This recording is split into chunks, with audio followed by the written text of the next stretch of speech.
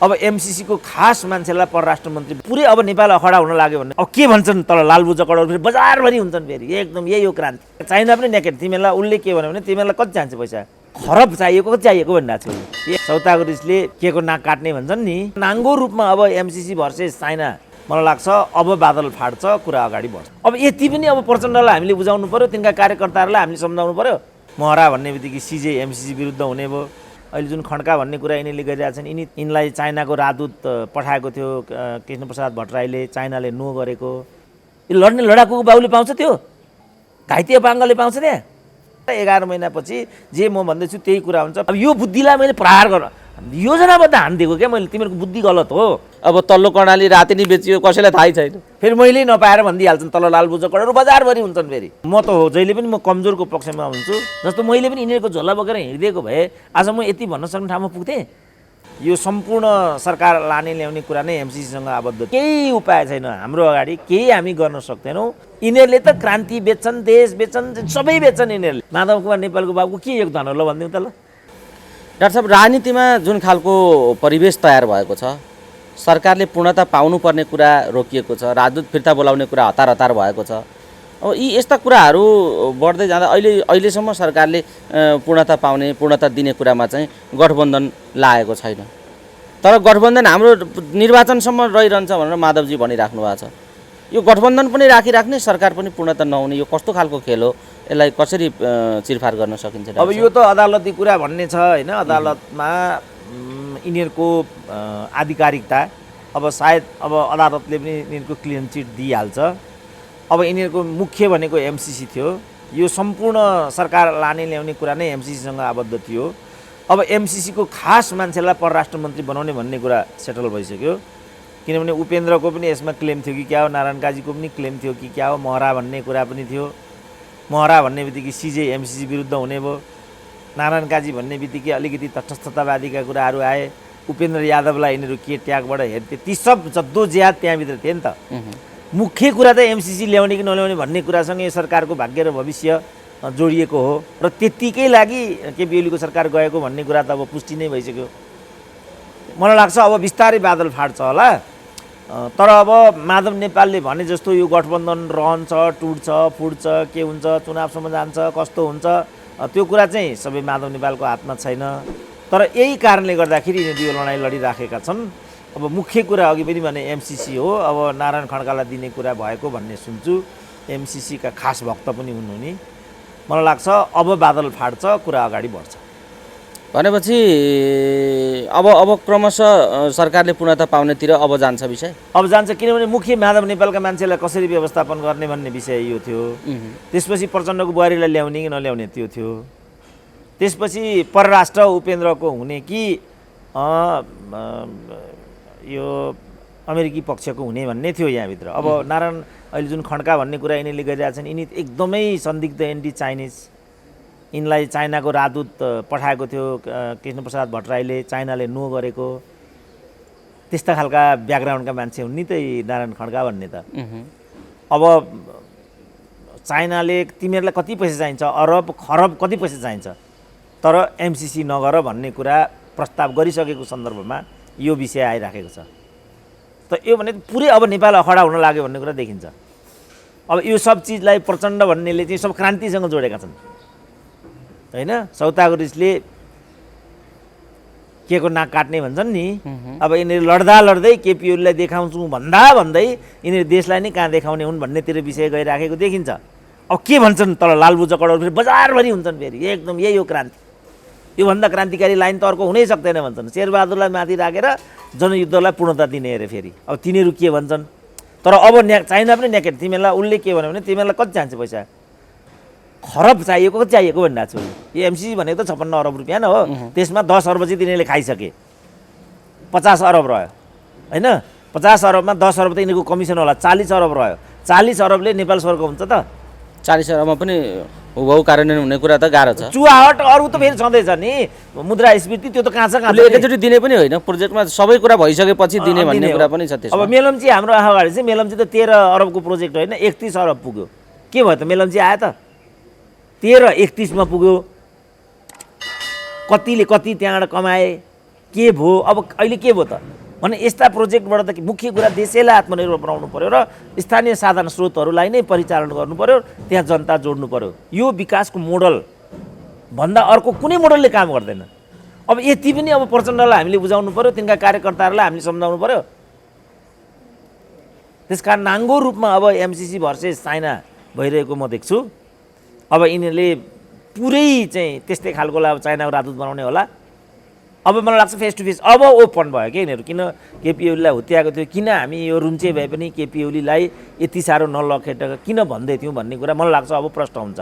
तर अब केपी ओली फेरि यस्तो एउटा संस्कार मानिस, यस्तो एउटा समूह लिएर हिँड्ने प्रवृत्तिका मानिस रहेछन्। अब त्यस कारणले केही उपाय छैन हाम्रो अगाडि, केही हामी गर्न सक्दैनौँ।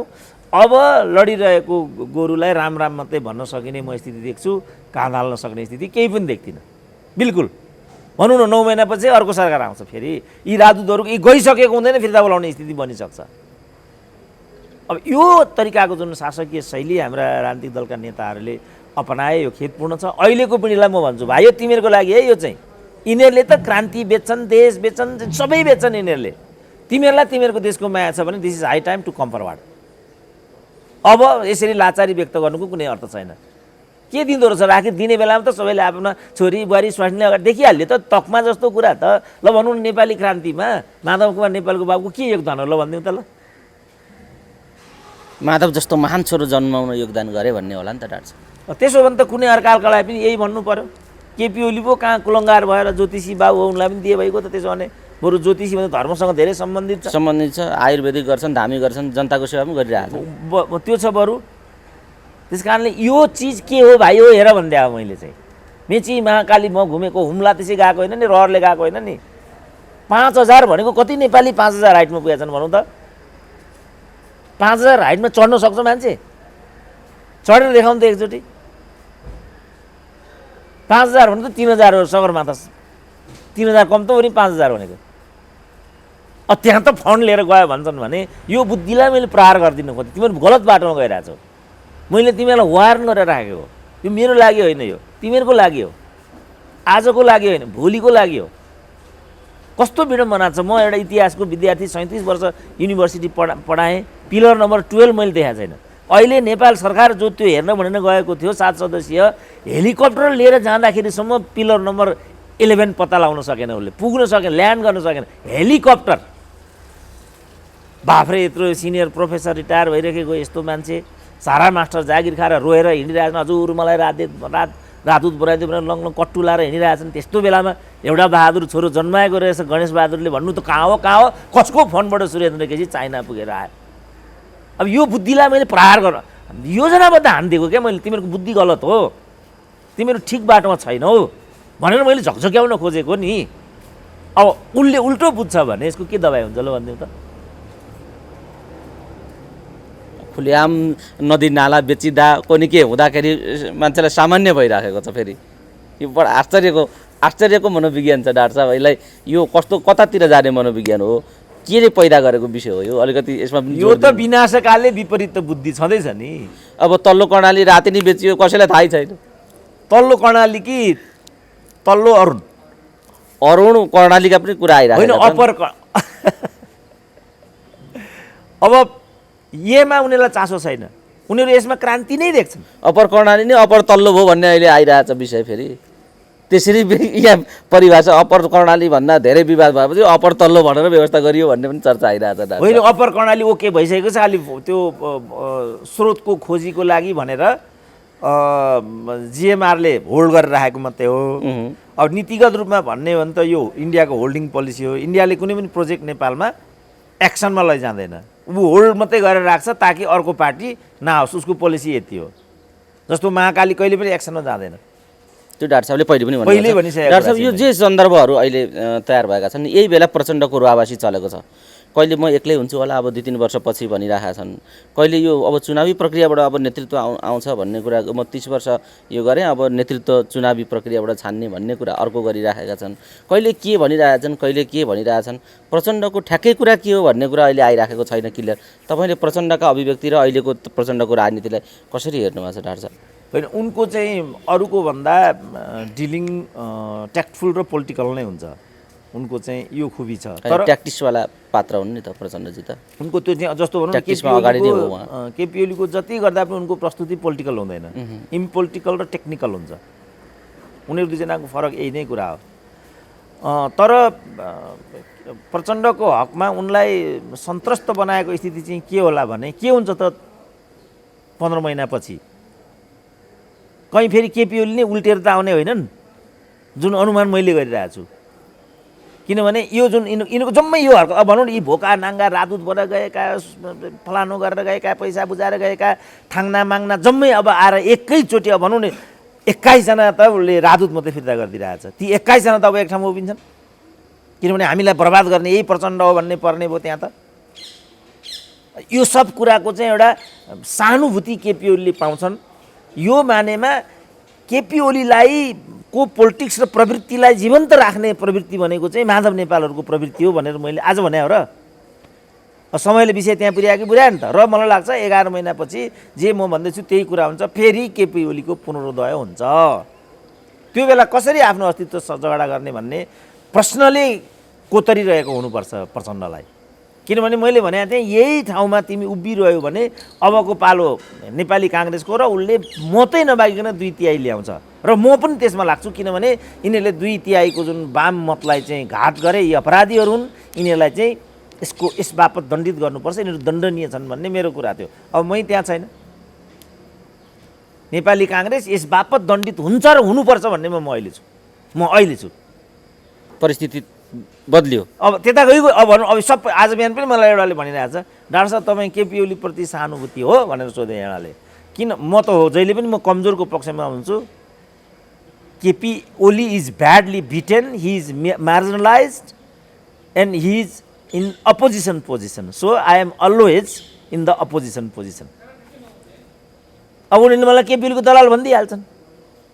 जस्तो माओवादी जनयुद्ध लडिरहेको थियो, यिनीहरू त कुटी कुटी सिध्याउनुपर्छ भन्थे नि, खबरदार उनीहरू राजनीतिक हुन्, उनीहरूलाई राजनीतिक तरिकाले टेकल गर्नुपर्छ भन्ने त मै थिएँ नि। त्यति बेला मैलाई माओवादी भन्दिएँ। त्यसपछि काङ्ग्रेस हार्यो, अब म काङ्ग्रेस भएँ भने सुरेन्द्र केसी काङ्ग्रेसमा बस्यो भन्दै फेरि यिनीहरूले। अब अहिले केपी ओली रोइरहेका छन्, एउटा मान्छे पर रोइरहेछ, संसार धुरिएर कुटिरहेछ, म पनि तीमाथि जाइ लाग्नु, हेट केपी ओलीलाई छोला भन्नु परेन।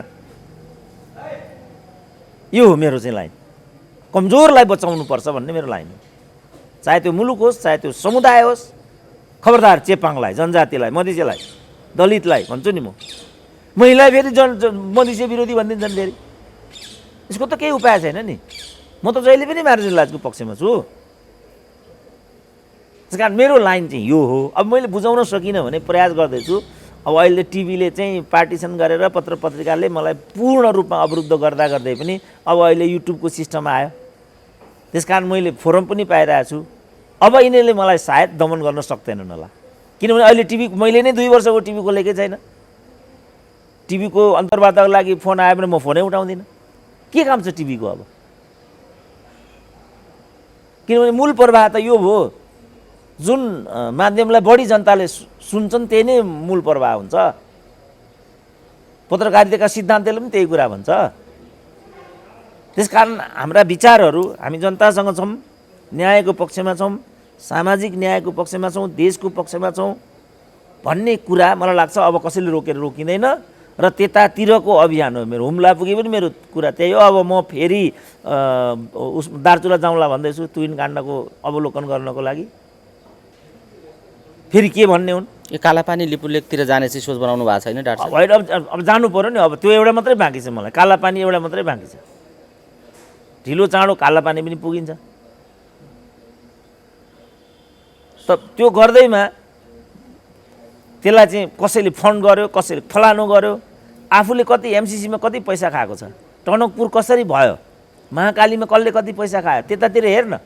एउटा सुरेन्द्र केसी हुम्ला गएर आउँदैमा अनि पैसा कहाँबाट के हुन्छ, यहाँ कसले लगानी गर्छ, त्यसमा कति लगानी गर्छ। त्यस कारण केही नबुझिकन चाहिँ भुइँयामा हिँड्ने जुन पद्धति नेपाली जनमानसमा छ, मलाई एकदम मैले जनताको मैले भने आम जनताले सीमा मिचिएको छ भनेका छन्। आम जनताको कुरा यही छ। प्रशासन बोल्न सक्दैन, उसको बाध्यता त्यही हो। म त्यहाँ गएँ, उनीहरूले त एउटाको अस्ति मैले भन्न बिर्सेछु, एउटा त त्यहाँको के भन्दा म त्यत्रो बाटो मैले हिँडेँ, कहीँ एउटा डोजर पनि छैन, कहीँ एउटा मर्मत पनि छैन, केही छैन। के भन्छ मान्छे, डाक्टर साहब सिडिओ साहबलाई एउटा भनिदिनु पऱ्यो, नगरपालिका अगाडिपट्टि एउटा डोजर छ, हजुरले भनिदिनु भयो भने पक्का हुन्छ, त्यो डोजर यहाँ बिचमा ल्याएर राखिदिनु भन्नु न।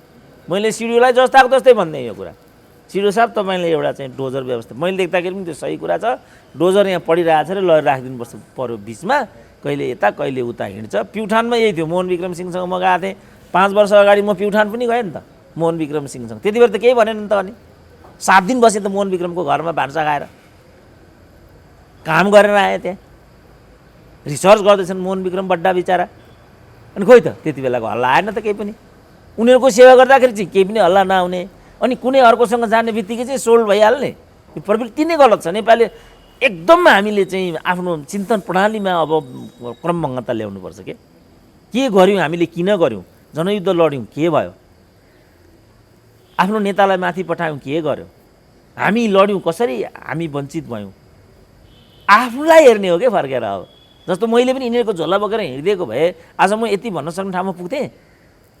झोला बोकेको बोके, नमस्ते गरेको गरेँ, हात जोडेको जोडेँ, त्यही एउटा आरआर क्याम्पसको सहायक क्याम्पस चिफ हुन्थ्यो, यही नहुन्थ्यो।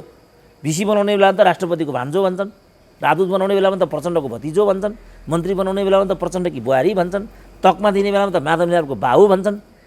हामीले पाउँछौँ, यो लड्ने लडाकुको बाउले पाउँछ, त्यो घाइते पाङ्गले पाउँछ त्यहाँ। अझै पनि कुरा बुझ्दैन के हो त्यो आवाज मैले देख्छु बाबुको छोरो भएको हुनाले। यी ल्याङ्ग्राले त्यो बोल्न सक्छन्, बोलेर देखाउनु त एकचोटि। त्यत्रो आवाज दिने मान्छेलाई त ओहो भन्नु त कता हो कता, कसले खर्च दियो, अनि उसलाई चाहिँ कसले खर्च दियो, त्यसो भने यत्रो जनयुद्ध भयो कसले खर्च दियो, त्यतिका हतियार चाहियो, कहाँ आयो पैसा। माओवादी जनयुद्ध भन्छ, भारतमा बसेर नेपालमा जनयुद्ध गर्छ, माओवादीलाई, इन्डियन माओवादीलाई यहाँ बसेर भारतको विरुद्धमा जनयुद्ध गर्न दिन्छन्, हुन्छ त्यस्तो? त्यो कसले गरायो, त्यहाँ चाहिँ छैन। हुम्ला गरायो, कसले खर्च दियो, कसले खर्च दियो हुम्ला गरायो, त्यसमा तेरो जनयुद्धको खर्च कसले दियो? कि भन्नु पऱ्यो ब्याङ्क लुटेर गरेको हामीले, त्यो ब्याङ्क लुट्नु कस्तो हो त्यसो भने? अहिले प्रश्न उठाइरहेछ नि त। यस्तो होइन। सत्य के हो भनेदेखि पारदर्शिता पूर्ण तरिकाले भएको कुरामा यस खालको सन्देह गर्नु उचित हुँदैन। डाक्टर साहब, जस्तो त्यहाँका जनताले आउजाउ गर्न नपाएको, कडी कडाउ भएको र सँगसँगै सीमामा हस्तक्षेप भएको भन्ने खालको जुन अभिव्यक्ति तपाईँसँग राखे, तर नाङ्गो आँखाले हेर्दा मिचिएको देखिँदैन भन्ने खालको तपाईँले धारणा राख्नुभयो, यो अलिकति जस्तो त्यहाँ के चाहिँ हो, मुख्य जड समस्या के हो त्यहाँको, तपाईँले देख्दा के देख्नुभयो बताइदिनुहोस् त। जड समस्या के भने हाम्रो राज्यको त्यहाँ उपस्थिति छैन, एउटा जड समस्या। हाम्रो सरकारको चाहिँ एउटा अनुगमन नीति छैन, होइन। नम्बर 3, जुन परम्परागत रूपमा चाहिँ सिमाना वारी र सिमाना पारी जाने चरीचरणका, अस्ति मैले कुरा गरेँ नि, चरीचरणका जुन सुविधाहरू विगत समयदेखि भइआए, अहिले चाइनाले त्यसलाई पूर्णत रोकिदियो। हरेक उसको सेक्युरिटीका कुराले पनि त्यो स्वाभाविक भयो, एकदम पूर्ण अन्तर्राष्ट्रिय कानुन अनुसार चाहिँ ऊ आफू। यति मात्रै होइन, नेपाली जनताले राम्रो सुने हुन्छ, मैले त्यही बेला भनेको थिएँ, भूकम्प आउने बित्तिकै जुन तातोपानी भन्सार रोक्यो, अब चाइनाले तातोपानी भन्सार कहिले पनि खोल्दैन है भनेको थिएँ मैले, किनभने नेपालीहरूको व्यवहार सन्देहास्पद छ र उनीहरू कमजोर मानसिकताका छन्, सानो स्वार्थको लागि। म एकचोटि कहाँ पुगेको थिएँ, बेल्जियम पुगिरहेको थिएँ, एउटा नेपालीले के भन्यो भने, डाक्टर साहब हामी त यहाँ आयौँ, हाम्रा छोराछोरी यहाँ ल्याउन सकिएन भनेर उनीहरूले भने। तिमीलाई छोराछोरी ल्याउन के आफ्नो छोराछोरी पनि ल्याउन पाइँदैन भन्दा त मेरो एउटा समस्या के समस्या भन्दा उनीहरू त भुटानी शरणार्थीको डकुमेन्ट बनाएर हत्याएर त्यहाँ पुगेका छन्। केही गरी मिल्दो रहेछ त्यो।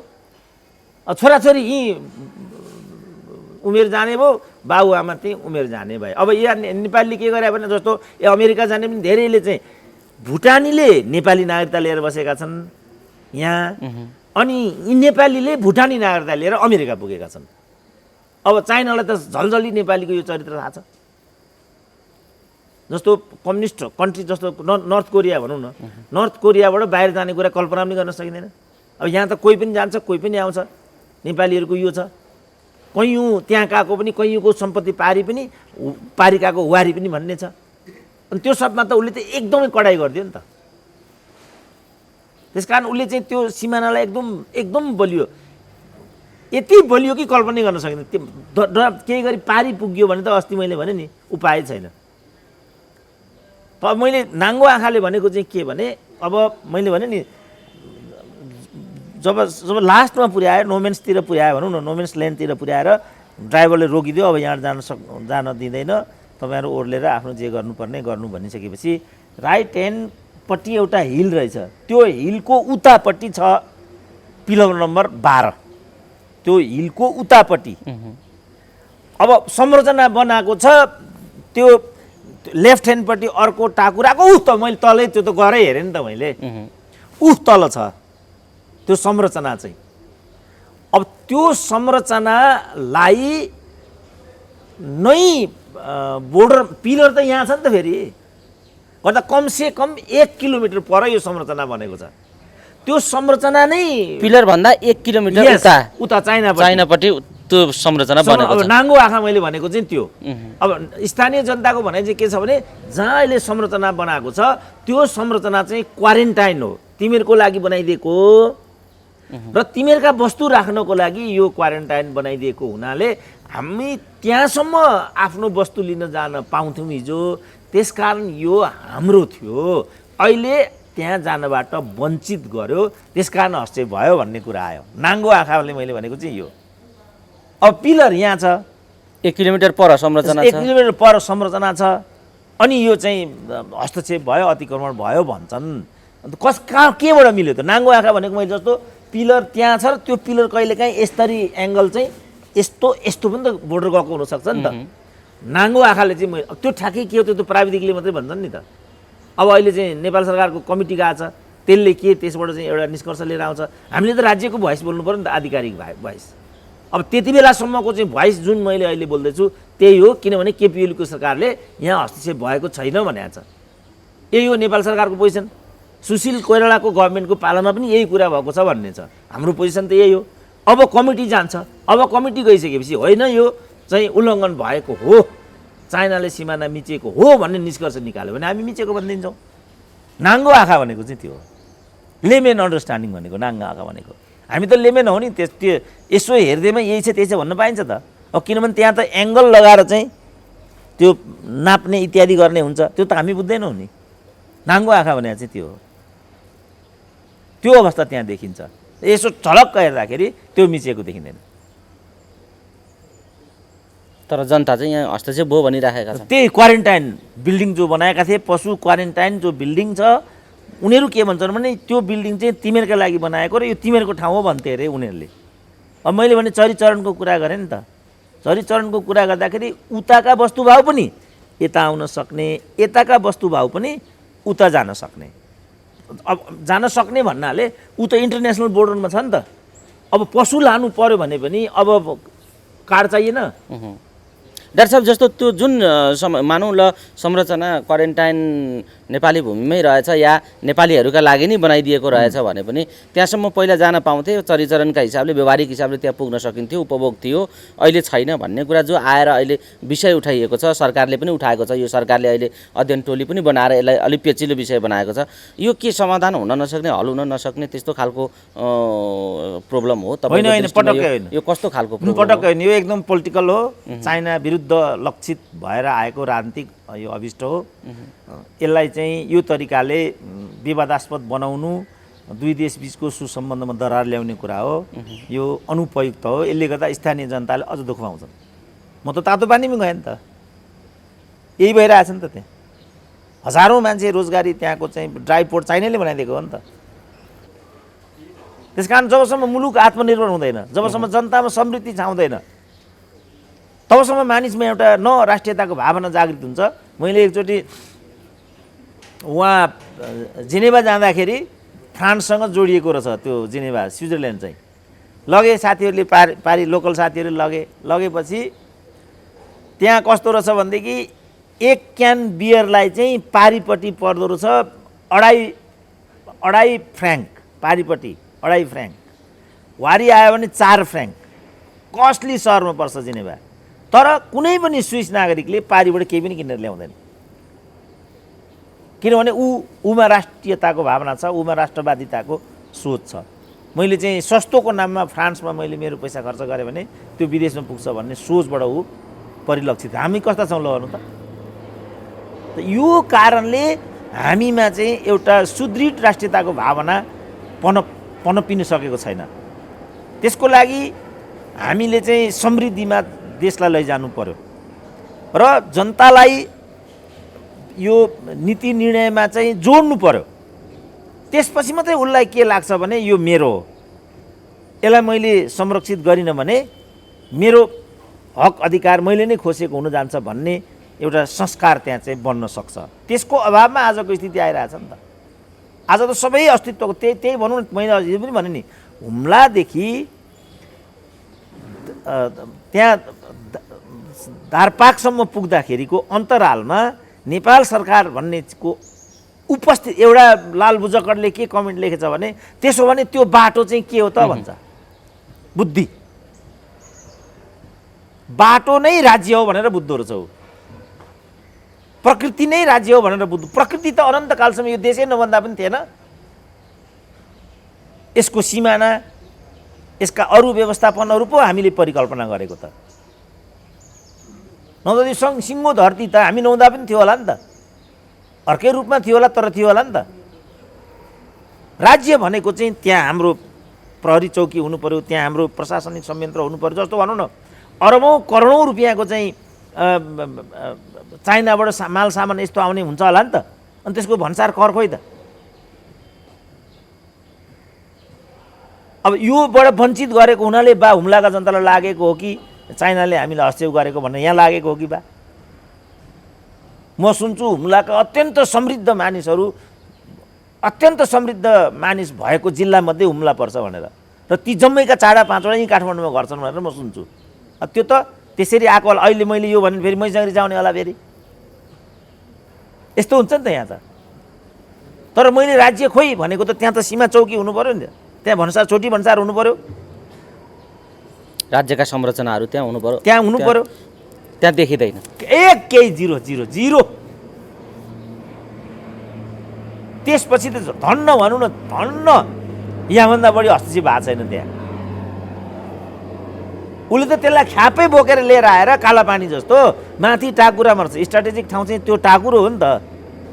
हस्तक्षेप नै गर्न आयो त त्यहाँ आउने हो नि त उसले त। कालापानीमा त्यही भएको त हो नि। जसरी कालापानी स्ट्राटेजिक ठाउँ हो इन्डियाका लागि, त्यसरी नै त्यो पनि स्ट्राटेजिक ठाउँ हो चाइनाका लागि। तर मैले देख्दा उसले त्यो गरेको पाइनँ। त्यसकारण मैले नाङ्गो आँखाले देख्दाखेरि त्यहाँ हस्तक्षेप भएको देखिएन। मैले भनेको चाहिँ त्यहाँ हो। डाक्टर साहब, हामी कुराकानीको अन्तिम चरणमा छौँ। यो हुम्लाको विषय एउटा महत्त्वपूर्ण विषय थियो। डाक्टर साहब पुगेर आउनु पनि भयो। त्यहाँ चुनौती नै थियो एक खालको, कसैलाई छ भने यहाँ आएर हेर भन्ने खालको जुन खालको कुरा आइराखेको थियो। डाक्टर साहब पुगेर आउनुभयो। धेरै मान्छेहरूले यसबारे नजिकबाट बुझ्ने र जानकारी पाउने अवसर पनि प्राप्त भयो। डाक्टर साहब, हामी कुराकानीको अन्तिम चरणमा छौँ। जस्तो यो सन्दर्भमा अहिले जे तरिकाले तपाईँले भन्नुभयो, एउटा त्यो हुम्ला एउटा नमुना उदाहरण हो, राज्यको उपस्थिति छैन भन्ने कुरा। यस्तै कुरा सुस्तादेखि लिएर सबैतिर नै यो भइराखेको छ। कालापानीको भूभाग के हुने भन्ने अर्को विषय पनि छ। अब यी यस्ता यावत विषयहरूका बिचमा अहिलेको राज्य संरचना जे स्थितिमा छ, यो त कुनै पनि बलियो राष्ट्रियता, बलियो राज्य संयन्त्रको कल्पना हुन नसक्ने ठाउँमा मुलुक आइपुग्यो। नाङ्गो रूपमा अब मुठभेडको स्थिति, शक्ति केन्द्रको टकरावको स्थितिमा अब लगभग नाङ्गो रूपमा यो आउन थाल्यो भन्ने डाक्टर साहबले पनि एउटा चिन्ता व्यक्त गर्नुभयो, त्यो बुझाइ व्यक्त पनि गर्नुभयो। अब यसको निदान या यसको समाधानको पाटो के हो र यो कसरी अब अगाडि जान सक्छ, यो देश अब कसरी अगाडि पाइला चाल्न सक्छ भन्ने एउटा प्रश्न छ। के भन्नुहुन्छ? उनीहरूको चाहिँ अस्थिरता नै नेपालमा बरकरार राख्ने जुन पुरानो दुराशय हो, त्यो दुराशय हावी भएको रूपमा मैले यसलाई बुझेको छु। किनभने हामीले यो अस्थिरतालाई ठुलो एउटा चुनौती मानेर वामपन्थीलाई 2/3को ठाउँमा पुर्याएका हौँ र उनीहरूले कथित पार्टी एकता पनि गरे। त्यो हुँदैन, किनभने स्वार्थहरूको गठजोडलाई एकता भन्न सकिँदैन भनेर मैले अनेकचोटि भन्दा वामपन्थी एकता नचाहने भन्थे यिनीहरू नै। अब अहिले देखिहाले के कुरा भयो भनेर र कहाँ गएर उनीहरूले घाँटी जोडिराखेका छन् भन्ने कुरा पनि अब नाङ्गो भइसक्यो। र अन्तर्राष्ट्रिय शक्तिले नेपालमा कहिल्यै स्थायित्व र स्थिरता आउन नदिने राजनीति फेरि सफल बनाए। त्यसको एउटा कडीको रूपमा यी घटनाहरू आइराखेका छन् र सायद अब स्थायित्व अझ टाढा हुन्छ कि भन्ने नै देखिन्छ। किनभने अब आउने निर्वाचनमा काङ्ग्रेसले पनि हामी एक्का भनेको छ, माओवादीले पनि हामी एक्का भनेको छ, ओलीले त भन्ने नै भए। अब माधव कुमार नेपालको प्रतिवेदन मैले त हेरेको छैन, तर उनले चाहिँ मुख्य दुश्मन एमाले भनेका छन् अरे। भनेपछि कम्युनिस्टको बिचमा त्रिकोणात्मक सङ्घर्ष हुने भयो यहाँ। अब माधव नेपाल, केपी ओली, प्रचण्ड भनेपछि यिनीहरू नै लडालड गरेर चाहिँ अब उत्पन्न होना विनष्ट होना भन्थ्यो एउटा पत्रकारले उहिले, त्यो खालको एउटा यो यदुवंशीय जुन एउटा आत्मघाती जुन लडाइँ हो त्यसको पुनरावृत्ति हुने र त्यसैको लागि यति गरेको भन्ने कुरा प्रष्टै देखिन्छ। किनभने रको चिफ बालवाटार छिरेपछिको तरङ्ग नै हो यो। एउटा हदसम्म उनीहरूले केपी ओलीलाई नै हतियार बनाए कि अब माधव नेपाललाई लगाएर यो गरेको हो कि केपी ओलीलाई लगाएर यो गरेको, त्यो चाहिँ इतिहासले मात्रै हेर्न सक्छ, हामी अहिले नै भन्न सक्दैनौँ। तर एउटा कुरा सत्य के भने आखिरी स्थायित्व र समृद्धिको एउटा भरपर्दो आधारलाई चाहिँ यिनीहरूले तोडे नि त। अब यसको दोष कसलाई दिने त? खालि केपी ओलीलाई मात्रै दिने, प्रचण्डलाई दिने, माधव नेपाललाई दिने, शेरबहादुरलाई दिने, कसलाई दिने त? मुख्य कुरा त हाम्रो जुन एउटा स्थायित्वको जुन सङ्केत देखा परेको थियो, यो 72 को संविधान नै कहिले कार्यान्वयन हुन सक्दैन, किनभने यसले कहिले पनि उचित बहुमत पाउन सक्दैन भन्थे यहाँका मान्छेहरू। तर त्यो त नेपाली जनताले सम्भव बनाइदिए।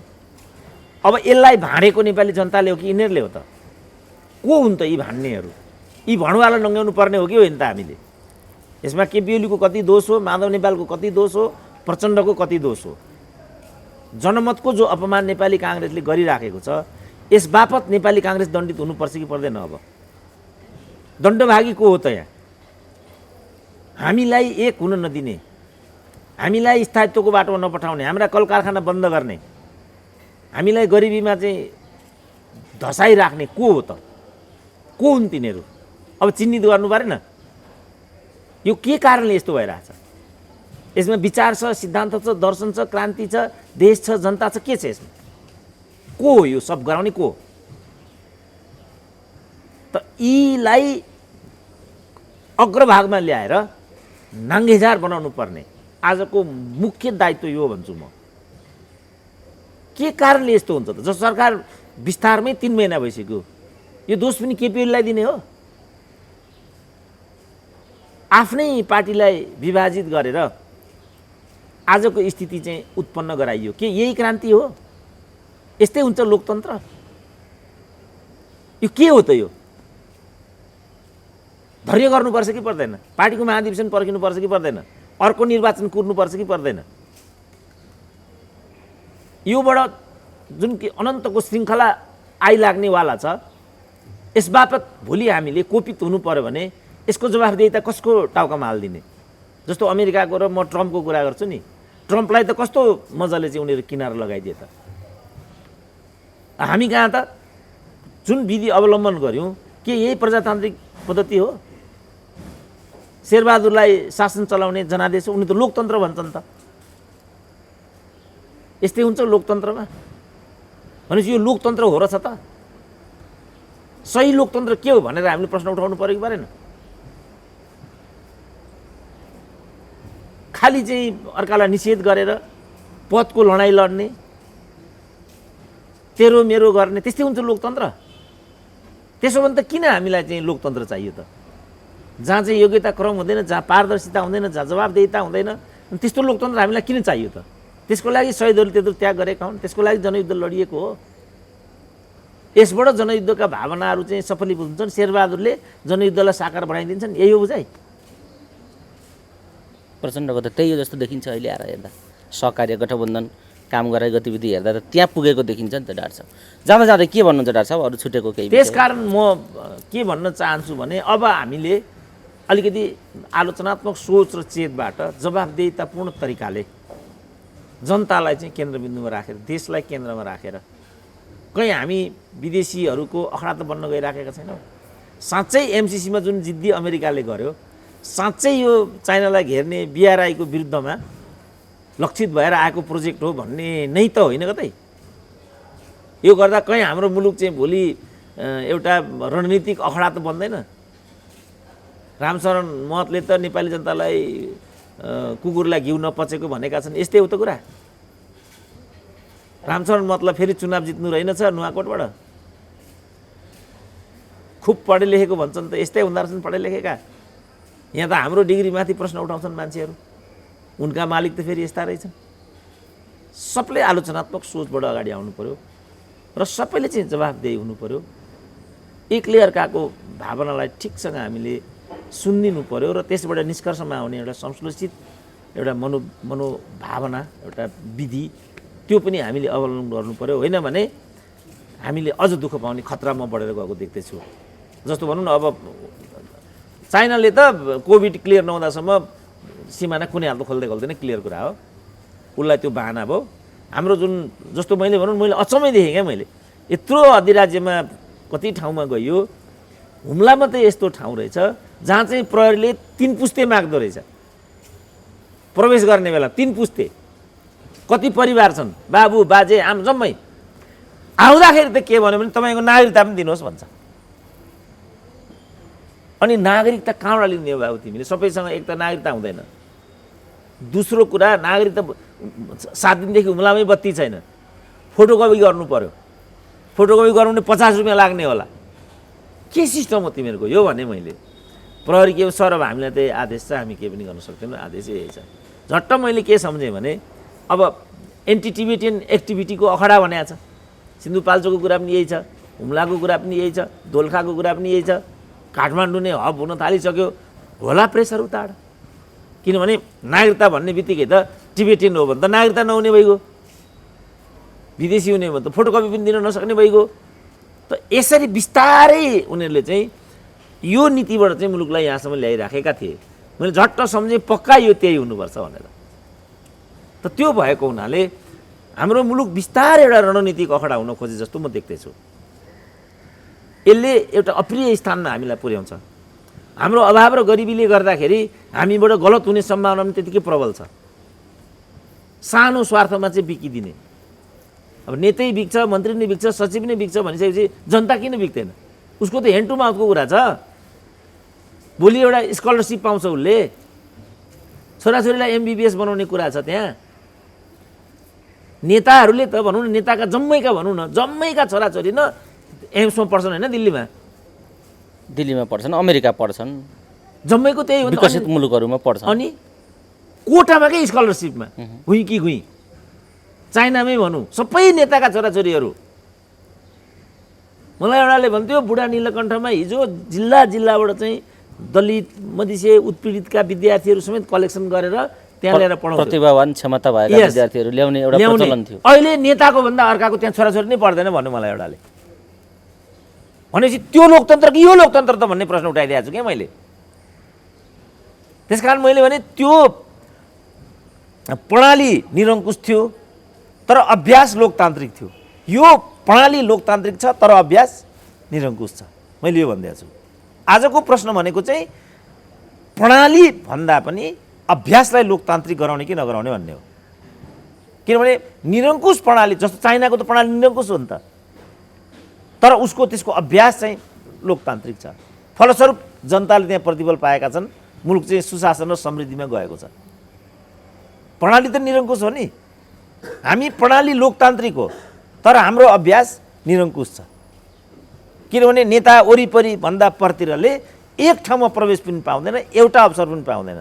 त्रिचन्द्र क्याम्पसको पार्ट टाइम नियुक्ति पनि पार्टीको कार्यकर्ता भएन भने असम्भव छ। पञ्चायत कालमा हामी जम्मै त युनियनका नेता थियौँ होइन, कसरी पायौँ त त्यसो भने? प्रणाली निरङ्कुश थियो, अभ्यास लोकतान्त्रिक थियो। अहिलेको प्रणाली लोकतान्त्रिक छ, अभ्यास निरङ्कुश छ। मेरो आह्वान के छ भनेदेखि हामी प्रणालीलाई भन्दा पनि अभ्यासलाई लोकतान्त्रिक बनाऊ। त्यो भयो भने मात्रै जनताको त्यहाँ पहुँच विस्तारित हुन्छ र जनताले त्यो प्रणालीलाई चाहिँ स्वामित्वमा लिन्छ। त्यसपछि मात्रै शासनले स्थायित्व पाउँछ र समृद्धिको बाटोमा हामीहरू जान सक्छौँ। यो सबैभन्दा उपयुक्त विधि हुन्छ, यसको कुनै विकल्प छैन। यतातिर सिङ्गो मानिसको सोचाइ केन्द्रित होस्, को कहाँ गयो के गर्यो त्यतातिर होइन, मैले के गरेँ के गर्नु पर्थ्यो। यसमा हामीहरू केन्द्रित हौँ भन्ने नै मलाई अन्त्यमा थप रूपमा भन्नु बाँकी हो। हवस् डाक्टर साहब, अमूल्य समय दिनुभयो। यो महत्त्वपूर्ण समय र संवादका लागि यहाँलाई धेरै धेरै धन्यवाद। ल हस्, धन्यवाद।